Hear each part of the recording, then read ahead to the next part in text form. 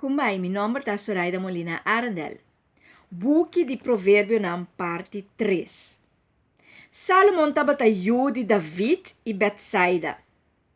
Ela morreu na 931 promeco Cristo e estava o rei de reino de Israel, com a capital de Jerusalém. Bom de seu reinado, não estava nenhum rei maneira com tanto riqueza e honor. E nenhum outro gente promeco e depois de je, não estava tanto sabedoria e poder para juzgar entre bom e malo. Salomão estava casado com Naama, filho de Faraó, e estava tendo 700 casamas de nascimento royal e 300 concubinas. Su yunang de derecho estava Rehoboam, Taphat, Basemat, Rehoboam a take over o reino. Então, na 975, promeco Cristo, Israel a splits, boude e manejo e reinado de Rehoboam. Maneira profeta Ahia a anunciar.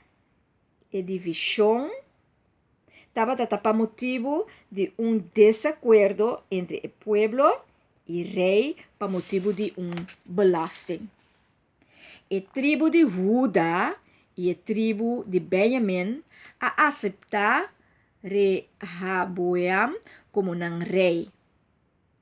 Nang abira o reino de Judá e o reino de Zuid, com a capital de Jerusalém, e outra tribo nang escolhe Jeroboam como rei. E abira o reino de Israel, reino de norte. E também estava a ser chamada tribo de Efraim, como a tribo dominante. Tem parte aqui e estava a governar na Shechem, na Samaria. Profeta não, maneira Amos, maneira Elia, a predicar do reino de Israel. Pero não a queda com não prática não rubes, que o pueblo de Israel a queda com sua prática não rubes. E o reino de Judá estava mais fiel e loyal na Deus. E foi a história de Jesus assim, com continuação, para a salvação chega.